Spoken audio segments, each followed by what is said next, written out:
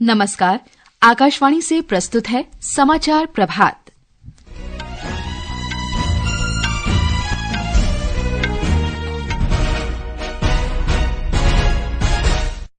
प्रधानमंत्री नरेंद्र मोदी आज लाओ पीडीआर के वियंचन में 19वें पूर्वी एशिया शिखर सम्मेलन में भाग लेंगे। भारत और आसियान देशों ने विवादों के शांतिपूर्ण समाधान के लिए समुद्री सुरक्षा के महत्व पर बल दिया। नाबार्ड सर्वेक्षण के अनुसार 2016-17 से 2021-22 के बीच ग्रामीण परिवारों की औसत मासिक आय 57% से अधिक बढ़ी। देश भर में दुर्गा पूजा का उल्लास चरम पर। मौसम विभाग ने अगले 2 दिनों के दौरान तमिलनाडु, पुदुचेरी, कराईकल, अरुणाचल प्रदेश और गुजरात में तेज वर्षा का अनुमान व्यक्त किया। और जीवन नेदुचाझियान और विजय सुंदर प्रशांत स्पेन में वालेंसिया ओपन टेनिस के पुरुष डबल्स सेमीफाइनल में पहुंचे। समाचार प्रभात के साथ मैं फरहत नाज।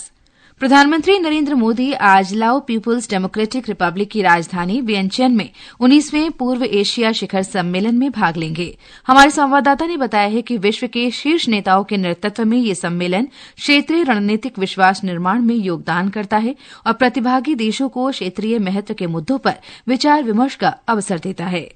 पूर्वी एशिया शिखर सम्मेलन में 10 आसियान देश और 8 भागीदार देश भारत, ऑस्ट्रेलिया, चीन, जापान, दक्षिण कोरिया, न्यूजीलैंड, रूस और अमेरिका शामिल हैं। तिमोर लेस्ते भी पर्यवेक्षक के रूप में भाग लेगा। 2005 से अस्तित्व में आए पूर्वी एशिया शिखर सम्मेलन का उद्देश्य रणनीतिक विश्वास का निर्माण करना, क्षेत्र के लिए शांति और स्थिरता और समृद्धि को बढ़ावा देना है। प्रधानमंत्री नरेंद्र मोदी ने 2019 में 14वें पूर्वी एशिया शिखर सम्मेलन में भारत प्रशांत महासागर पहल की घोषणा की थी और तब से भारत ने भारत प्रशांत क्षेत्र के लिए आसियान के अपने दृष्टिकोण के साथ इस पर आसियान देशों के साथ मिलकर काम किया है। 3 आसियान देश इंडोनेशिया, थाईलैंड और सिंगापुर और पूर्वी एशिया शिखर सम्मेलन के 3 भागीदार अमेरिका, ऑस्ट्रेलिया और जापान भारत प्रशांत महासागर पहल में भागीदार हैं। नालंदा विश्वविद्यालय का पुनरुद्धार भी पूर्वी एशिया शिखर सम्मेलन की एक पहल है। श्री मोदी ने इस वर्ष जून में नालंदा विश्वविद्यालय के नए परिसर का उद्घाटन किया था। प्रधानमंत्री आज शिखर सम्मेलन से इतर कई नेताओं के साथ द्विपक्षीय बैठकें भी करेंगे। वह लाओ पीडीआर के राष्ट्रपति से भी मुलाकात करेंगे। अनुपम मिश्र, आकाशवाणी समाचार, दिल्ली। इससे पहले कल श्री मोदी ने भारत आसियान सम्मेलन में कहा कि भारत की एक्ट ईस्ट नीति ने आसियान देशों के साथ संबंधों को नई ऊर्जा, गति और दिशा दी है। उन्होंने कहा कि 21वीं सदी भारत और आसियान देशों की है। प्रधानमंत्री ने कहा कि भारत और आसियान देश शांति पसंद राष्ट्र हैं। हम शांतिप्रिय देश हैं, एक दूसरे की राष्ट्रीय अखंडता और संप्रभुता का सम्मान करते हैं और अपने युवाओं के उज्जवल भविष्य के प्रति हम कमिटेड हैं। आज जब विश्व के कई हिस्सों में संघर्ष और तनाव की स्थिति है, तब भारत और आसियान की मित्रता, समन्वय, संवाद और सहयोग बहुत ही महत्वपूर्ण है। भारत और आसियान देशों ने अंतर्राष्ट्रीय कानून के मान्य सिद्धांतों के अनुरूप विवादों के शांतिपूर्ण समाधान और समुद्री सुरक्षा को बढ़ावा देने पर बल दिया है। आसियान भारत रणनीतिक भागीदारी मजबूत करने संबंधी संयुक्त वक्तव्य में भारत और आसियान नेताओं ने दक्षिण चीन सागर में आचार संहिता के प्रभावी कार्यान्वयन का समर्थन किया। समुद्री और साइबर सुरक्षा, आतंकवाद और अंतर्राष्ट्रीय अपराधों से निपटने, आपदा राहत और मानवीय सहायता, शांति बहाली और क्षमता निर्माण उपायों में सहयोग बढ़ाने पर भी सहमति बनी। ग्रामीण परिवारों की औसत मासिक आय में वर्ष 2016-17 से 2021-22 की अवधि में 57% से अधिक की वृद्धि हुई है। एक रिपोर्ट।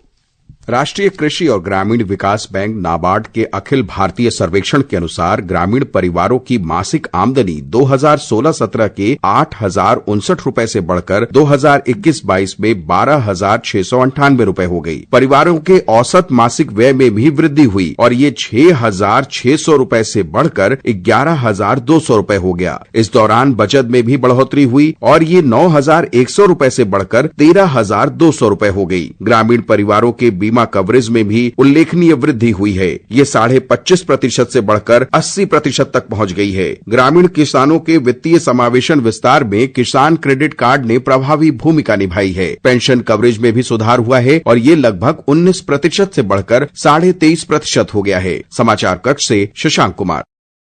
केंद्र ने गैर कानूनी गतिविधियां रोकथाम अधिनियम के अंतर्गत हिजबुत तहरीर और इसके सभी संगठनों को आतंकवादी संगठन घोषित कर दिया।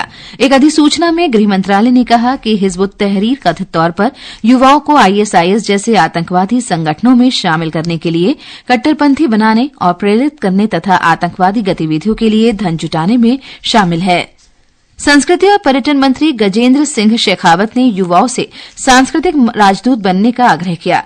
महाराष्ट्र के नवी मुंबई में विकसित भारत एम्बेसडर युवा कनेक्ट कार्यक्रम में उन्होंने कहा कि भारत कई वैश्विक पर्यटकों के लिए आकर्षण का केंद्र है।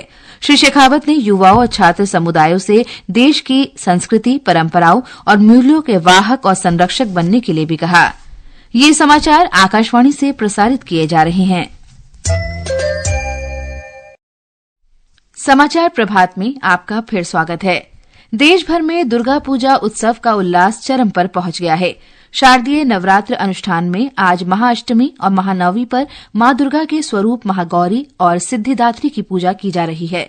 इस अवसर पर पूरी श्रद्धा और आस्था के साथ कन्या पूजन का भी विधान है। देश के विभिन्न भागों में पूजा पंडालों को सुरुचिपूर्ण ढंग से सजाया गया है, जहां भारी संख्या में श्रद्धालु जुट रहे हैं। हमारे बिहार संवाददाता की ये रिपोर्ट।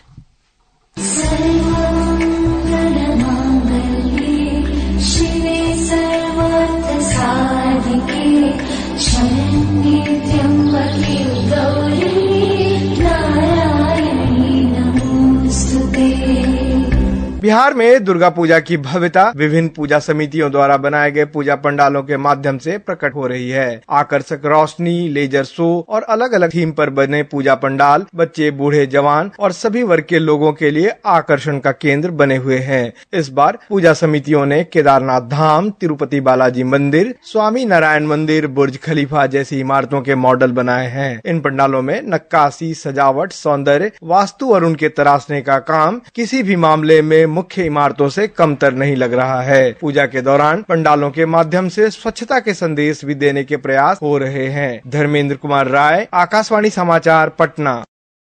इस बीच हिमाचल प्रदेश में कुल्लू का विश्व प्रसिद्ध दशहरा उत्सव विजयदशमी के बाद 13 अक्टूबर से शुरू हो रहा है। 7 दिन का ये उत्सव 19 अक्टूबर तक चलेगा।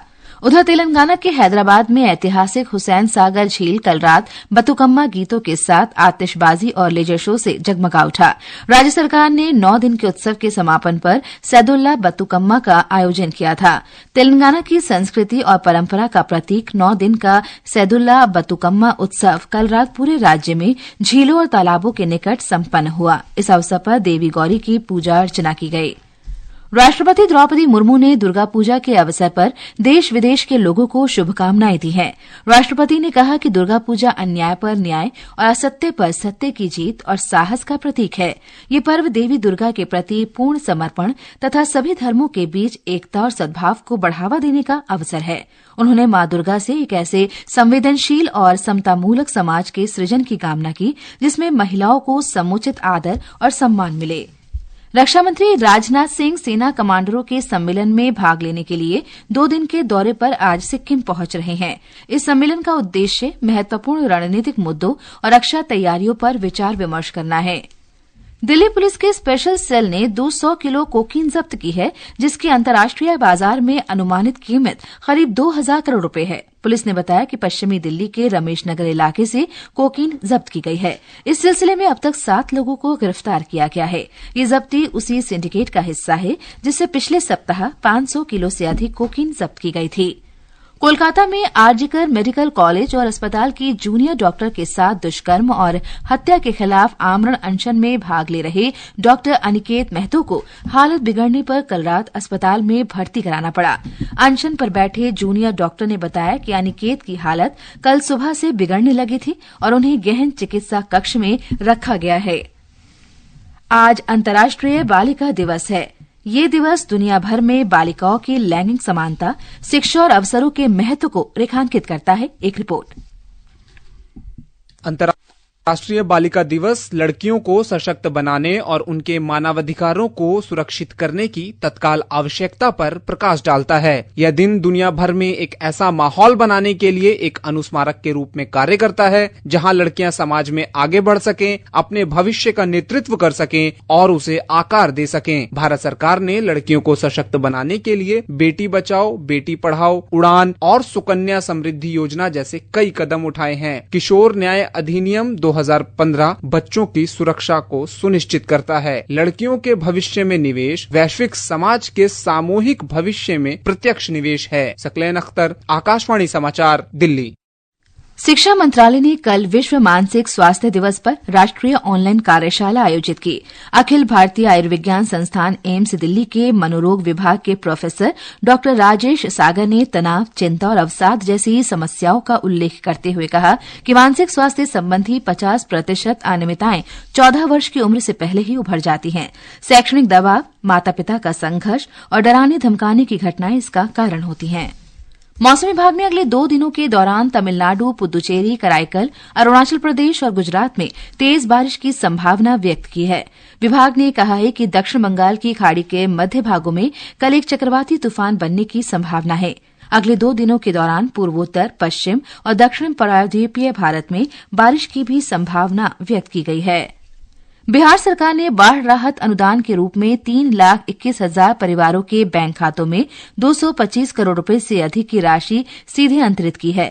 कल पटना में मुख्यमंत्री नीतीश कुमार ने प्रत्यक्ष लाभ अंतरण के जरिए अनुदान राशि की दूसरी किस्त लाभार्थियों के खाते में भेजी। पहली किस्त में 4,38,000 से अधिक परिवारों को लगभग 307 करोड़ रुपए दिए गए थे। श्रीलंका में आगामी आम चुनाव के लिए नामांकन आज दोपहर को समाप्त हो जाएंगे। श्रीलंका में आम चुनाव 14 नवंबर को होने वाले हैं। एक रिपोर्ट।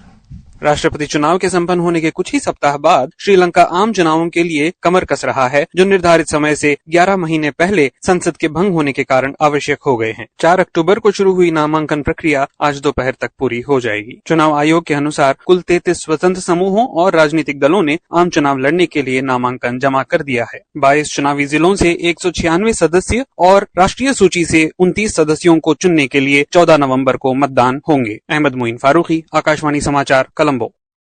वहीं खेलों में जीवन नेदुचाजियान और विजय सुंदर प्रशांत वालेंसिया ओपन टेनिस के पुरुष डबल सेमीफाइनल में पहुंच गए हैं। उन्होंने क्वार्टर फाइनल में रोमानिया के मिर्सिया अलेक्जेंड्रे जेकन और बेलारूस के इवान लुआतरेविच को हराया। आज सेमीफाइनल में भारतीय जोड़ी का मुकाबला पोलैंड के पियोत्रे मार्टुजवेस्की और करोल ड्रेजरेविकी से होगा। आईसीसी महिला 2020 क्रिकेट विश्व कप में वेस्टइंडीज ने बांग्लादेश को 8 विकेट से हरा दिया है। इस जीत से वेस्टइंडीज सेमीफाइनल में जगह बनाने के करीब पहुंच गया है। आज ऑस्ट्रेलियाई टीम का मुकाबला पाकिस्तान से होगा। शिक्षा मंत्रालय ने एक भारत श्रेष्ठ भारत के अंतर्गत युवा संगम के 5वें चरण के लिए कल पंजीकरण पोर्टल शुरू किया। युवा संगम विभिन्न राज्यों और केंद्र शासित प्रदेशों के युवाओं का लोगों से संबंध मजबूत करने के लिए केंद्र सरकार की एक पहल है। पंजीकरण की अंतिम तिथि 21 अक्टूबर है। और अब आज के समाचार पत्रों की सुर्खियों के साथ हैं रवि कपूर। धन्यवाद फरहत। प्रसिद्ध उद्योगपति रतन टाटा का अंतिम संस्कार राजकीय सम्मान के साथ किए जाने की खबर आज सभी समाचार पत्रों में है। राजस्थान पत्रिका लिखता है, अलविदा भारत के रतन टाटा, अनंत यात्रा पर। अमर उजाला की सुर्खी है, अब अनंत में रोशन होंगे रतन। दैनिक जागरण की खबर है, हर आंख हुई नम, रतन टाटा के अंतिम दर्शन के लिए लगी कतार। हरिभूमि ने प्रधानमंत्री नरेंद्र मोदी की विदेश यात्रा की खबर सचित्र प्रकाशित की है। लाओस में मोदी, भारतीय समुदाय ने मंत्र और नृत्य से किया पीएम का स्वागत। हिंदुस्तान लिखता है, प्रधानमंत्री ने दक्षिण एशिया के लिए देश की अहमियत बताई, भारत आसियान मित्रता संघर्ष के समय अहम। मध्य पूर्व में तनाव ने बढ़ाई भारत की मुश्किलें, महंगाई के आसार। हिंदुस्तान की सुर्खी है। पत्र लिखता है, भारत का खाड़ी देशों के साथ हर साल 200 मिलियन अमेरिकी डॉलर का कारोबार। इंसानी जीवन के बिखराव को कहानियों में पिरोने वाली साउथ कोरियाई लेखिका हान को साहित्य का नोबेल। नवभारत टाइम्स की सुर्खी है, एआई ट्रैफिक सिग्नलों से समय की 33% तक बचत। राजस्थान पत्रिका की खबर है। और अंत में मुख्य समाचार एक बार फिर। प्रधानमंत्री नरेंद्र मोदी आज लाओ पीडीआर के व्यंजन में 19वें पूर्वी एशिया शिखर सम्मेलन में भाग लेंगे। भारत और आसियान देशों ने विवादों के शांतिपूर्ण समाधान के लिए समुद्री सुरक्षा के महत्व पर बल दिया। नाबार्ड सर्वेक्षण के अनुसार 2016-17 से 2021-22 के बीच ग्रामीण परिवारों की औसत मासिक आय 57% से अधिक बढ़ी। देश भर में दुर्गा पूजा का उल्लास चरम पर। मौसम विभाग ने अगले 2 दिनों के दौरान तमिलनाडु, पुदुचेरी, कराईकल, अरुणाचल प्रदेश और गुजरात में तेज वर्षा का अनुमान व्यक्त किया और जीवन एदुचाझियान और विजय सुंदर प्रशांत स्पेन में वालेंसिया ओपन टेनिस के पुरुष डबल्स सेमीफाइनल में पहुंचे। इसके साथ ही समाचार प्रभात का ये अंक समाप्त हुआ। नमस्कार।